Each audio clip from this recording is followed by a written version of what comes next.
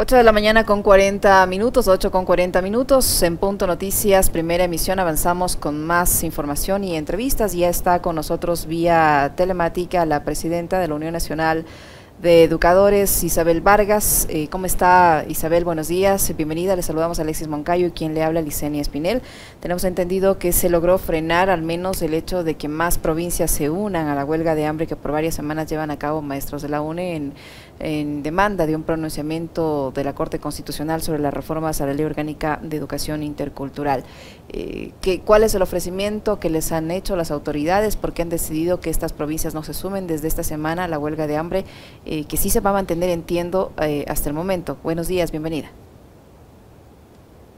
Muy buenos días a ustedes, a todas las personas que nos están escuchando. El día de ayer hemos firmado un acuerdo con la mesa de concertación convocada por la Asamblea Nacional, en donde estuvimos presentes la Asamblea Nacional, la Defensoría del Pueblo y los maestros unionistas.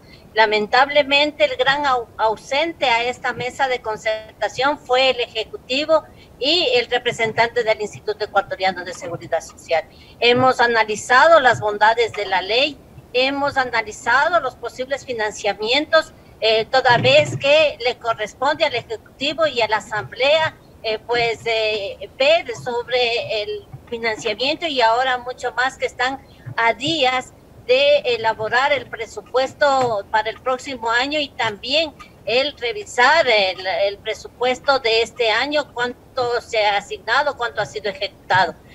Por eso, pues, nosotros como maestros que hemos llamado al diálogo, somos diálogo nosotros los maestros, hemos demostrado, hemos presentado una propuesta que fue construida durante 11 años y que durante 4 años fue debatida en la Comisión de Educación, fue fundamentada por diversos actores, más de 100 actores construimos estas reformas, y es por eso que nosotros esta medida extrema que la hemos tomado, lo hemos hecho porque extrema es la necesidad de que haya cambios. La tregua que nosotros, junto con la Asamblea Nacional, junto con la Defensoría, es que para el 6 de agosto se ha convocado a la segunda mesa de concertación, en donde estarán coactores de la construcción de las reformas como la UNICEF, y también se está convocando a la UNESCO, se está convocando a los diversos organismos de los derechos humanos, y también nuevamente se hace un llamado al presidente de la República, al Ejecutivo, para que envíe el delegado y poder llegar a acuerdos que favorezcan a la educación, que favorezcan a este sector importantísimo de la sociedad que necesita cambios. No podemos seguir con una ley caduca. Estas reformas cambiaron el 80% de la ley con necesidades actuales para solventar las necesidades que actualmente requiere un sector que vemos que está en una crisis. Son 560,000 estudiantes fuera del sistema educativo y esto es preocupante. El regreso a las clases presenciales tiene que ser con esta normativa, y es por eso que hacemos el llamado a los 9 jueces de la Corte Constitucional para que se pronuncie en derecho y poder avanzar. ¿Cómo está? Muy buenos días. A mí me parece bastante extraño que, siendo el gobierno del encuentro, no haya ido precisamente nadie a encontrarse con ustedes en esta mesa de la concertación. Yo quisiera saber cuál es el estado de salud de estas 80 personas que todavía se mantienen en huelga de hambre y, digamos, qué es lo que va a pasar con ellos en los próximos días. Bueno, pues coincidimos con usted cuando dice que nos parece extraño que un gobierno que nos había dicho que es del encuentro, del diálogo, pues el encuentro no especificó con quién.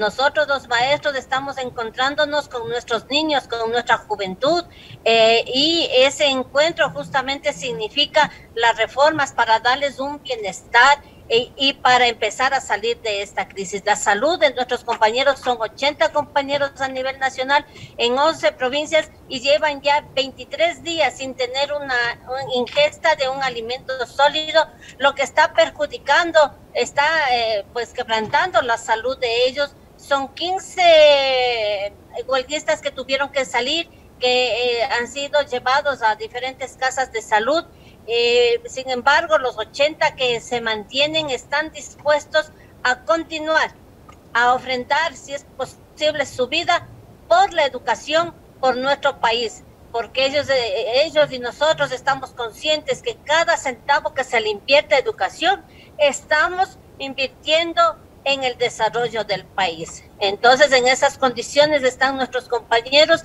y responsabilizamos a los 9 jueces, responsabilizamos también al gobierno por no dar una pronta salida a este reclamo justo.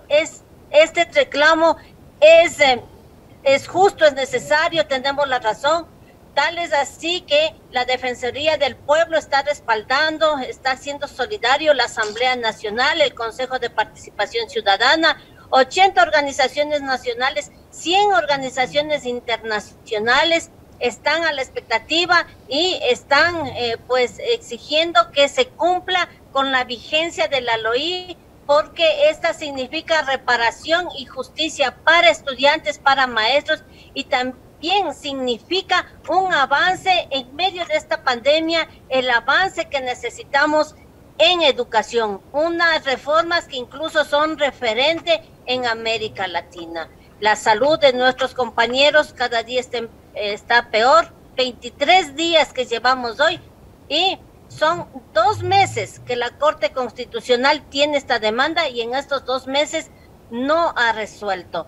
¿Por qué cree usted, doña Isabel, por qué cree usted que la Corte Constitucional hasta ahora no le responde, tomando en cuenta que, por ejemplo, para el tema del CIADI fue inmediata la respuesta?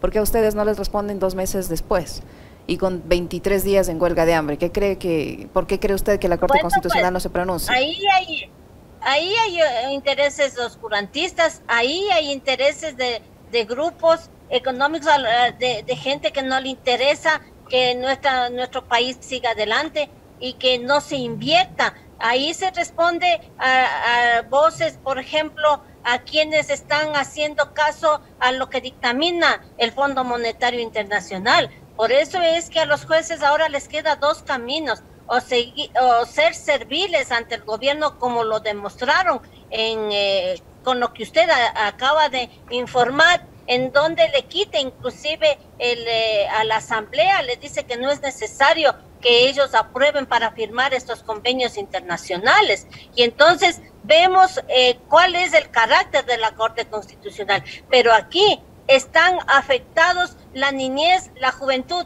y la Corte demostrará con este dictamen si es servil a este gobierno o si cumple con lo que está establecido en la Constitución en favor de nuestros niños, en favor de nuestros jóvenes. Los 9 jueces tienen la responsabilidad, tienen la obligación de velar por el interés superior del niño y adolescente establecido en la propia Constitución. Y ahora pues tienen que demostrar que son jueces, que son garantistas de la Constitución. La Constitución dice claramente en la 18ª transitoria que se debe aportar el 6% del Producto Interno Bruto para la educación. A la Corte no le compete analizar si hay o no hay el financiamiento. Eso le compete al Ejecutivo, a la Asamblea, y para eso ha sido la mesa de concertación en donde no ha ido el Ejecutivo. Entonces, los 9 jueces o están con el pueblo o están con intereses particulares. ¿Hay estabilidad laboral en el magisterio? Le pregunto esto porque ayer mantuvimos un diálogo con el doctor Pedro Granja y él decía que va a acudir ante cortes internacionales a denunciar que no se está respetando las normas constitucionales del Ecuador y los derechos laborales de médicos y de profesores. ¿Cómo está la situación en el magisterio con respecto a esto, estabilidad laboral? En efecto, pues justamente las reformas dicen que se debe reinsertar a todos aquellos docentes que fueron despedidos en plena pandemia. Empezaron a hacerlo, pero lamentablemente se suspendió la vigencia de la LOI y esto pues pone a nuestros compañeros nuevamente en el vilo y es necesario, esos docentes es necesario que estén dentro del sistema educativo. Son 10,000 docentes que tienen que reemplazar a 8,000 docentes que se jubilaron, es decir, no hay quien les reemplace a los jubilados y por lo tanto la estabilidad laboral está en peligro.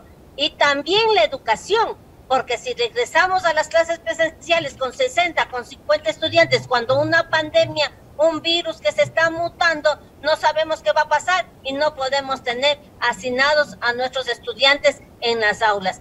Hay un informe, hay un estudio de la Universidad de Educación, la UNAE, en donde nos dice que el sistema educativo requiere de 70,000 docentes, para tener aulas adicionales a los que ya están ahora, para tener esas aulas con 25 estudiantes, de tal manera que podamos cumplir con los protocolos que nos dice la Organización Mundial de la Salud y poder evitar que las instituciones se conviertan en focos de contagios de las nuevas cepas que estamos nosotros viviendo y se están dando en el mundo y también que están aquí en el Ecuador. Entonces es necesario garantizar la estabilidad laboral, la ley es clara, la Constitución es clara y también como Unión Nacional de Educadores vamos a pelear hasta las últimas consecuencias. Y esta medida extrema en donde está en peligro la vida de 80 compañeros, pues no va a ser en vano, y sabemos que es los jueces constitucionales que dejen a un lado sus intereses particulares y actúen en derecho en favor de nuestra patria. Isabel, ¿cuál es el plan contemplando el escenario de que la Corte Constitucional no les dé la razón a los maestros? ¿Qué van a hacer allí? Porque no van a poder permanecer en huelga de hambre indefinida. La vida de 80 personas está en las manos de los 9 jueces de la Corte Constitucional. La razón nos asiste, la ley nos asiste, está fundamentado, y pues tendrán que responder por la vida de nuestros compañeros, tendrán que responder por el perjuicio que nos están haciendo a 8 millones de ecuatorianos que conformamos la comunidad educativa. Iremos a instancias internacionales y la huelga se va a radicalizar. Si el día viernes no hay una respuesta por parte de la Corte, por parte del gobierno, las medidas se van a radicalizar. Están listos 30 compañeros que también van a unirse a la huelga de hambre. Una medida extrema, porque extrema es la necesidad de sacarle la educación adelante, y no podemos en estos momentos en que la patria necesita los cambios, tener jueces que a lo mejor vayan a agachar la cabeza ante lo que dijo el representante del Ejecutivo en la audiencia, que se declare toda la ley inconstitucional. Caso contrario, será una promesa incumplida. La voz del Ejecutivo pidiendo que se incumplan las normativas, eso no puede ser. Por eso es que estamos en estas medidas extremas y seguiremos hasta las últimas consecuencias, hasta que se haga justicia en este sector educativo. En otros temas también vinculados al magisterio, le pregunto, ¿cómo se ha avanzado con el proceso de vacunación de los docentes en todo el país? Bueno, pues en la vacunación están con la segunda dosis, la mayoría ya de los maestros. Es necesario ahora que haya las vacunas para los niños. Jóvenes también están siendo vacunados con la primera dosis. Nosotros en noviembre, el 20 de noviembre del año anterior, habíamos indicado que es necesario que se vacune a la comunidad educativa para que en el mes de septiembre estemos listos para el regreso a las clases presenciales. Falta que se vacunen los niños. En el caso de la planta docente, el 87% han sido vacunados. El otro porcentaje, por diferentes razones, no lo han podido hacer, pero en la mayoría estamos. Pero la educación no solamente es de maestros, es la comunidad educativa, que son los estudiantes, los padres de familia y los maestros, y para eso necesitamos inversión, porque no solamente para el regreso a las clases presenciales, no solamente se trata de la vacuna, sino de blindar a la institución pública y de poder avanzar con todos estas reformas que son necesarias al momento, y que para eso, vuelvo y repito, se necesita la inversión, esa inversión que no le quieren dar, no le quieren otorgar a este sector importante. En las mesas de concertación hemos analizado cómo sería el financiamiento, cómo se lo haría, y para esto es justamente necesario la presencia también del Ejecutivo, si es que tiene esa voluntad de cumplir esos ofrecimientos de campaña. Caso contrario, se topará con un pueblo que, pues con el justo derecho a la resistencia, exigirá mejores condiciones de vida para nuestros niños, para nuestros jóvenes, y también, obviamente, esto mejorará en nuestro país, habrá desarrollo. Invertir en educación es invertir en el país. Nos dicen que es un gasto, nosotros decimos que no. La educación es una inversión y esa es la mejor herencia que les podemos dejar a nuestros hijos. Isabel, ¿están ya en condiciones de volver a clases presenciales, como lo han dicho las autoridades, este retorno progresivo que va a continuar en medio de esta pandemia, además de la vacunación? ¿Ustedes han podido entrar en contacto con las autoridades educativas? ¿Les han dicho ya si se confirma o no este regreso presencial a las aulas? ¿Cómo están las entidades, la infraestructura? ¿Hay las condiciones para hacerlo? Bueno, justamente dentro de lo que son las reformas, por eso es el perjuicio que están haciendo a los 4.500.000 estudiantes del país, porque parte de las reformas nos...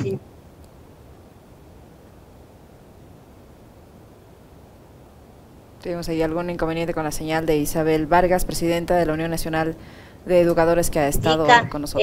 Que el Ministerio de Educación tiene que atentamente de que hay un cambio en el modelo del Departamento de Consejería Estudiantil y pues hay un cambio de protocolos, de rutas, de tal manera que se garantice la estadía de nuestros niños, de nuestros jóvenes en el regreso a las clases presenciales. En cuanto a la vacunación, sí estamos la mayoría de docentes, pero no se trata solamente de eso, por eso sí, usted eso ya lo dijo, que hay que brindarle a la educación pública, pero también con todas estas situaciones que son importantes. Por ejemplo, el regreso a las clases presenciales, no se puede decir que tome las llaves, arreglen como puedan, padres de familia y docentes, la infraestructura, y ya.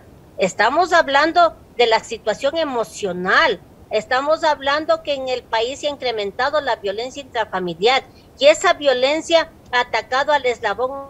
8 de la mañana con 58 minutos. Le queremos agradecer a doña Isabel Vargas, presidenta de la Unión Nacional de Educadores, que ha estado con nosotros. Gracias, doña Isabel. Muchísimas gracias. Gracias a usted. Muy amable.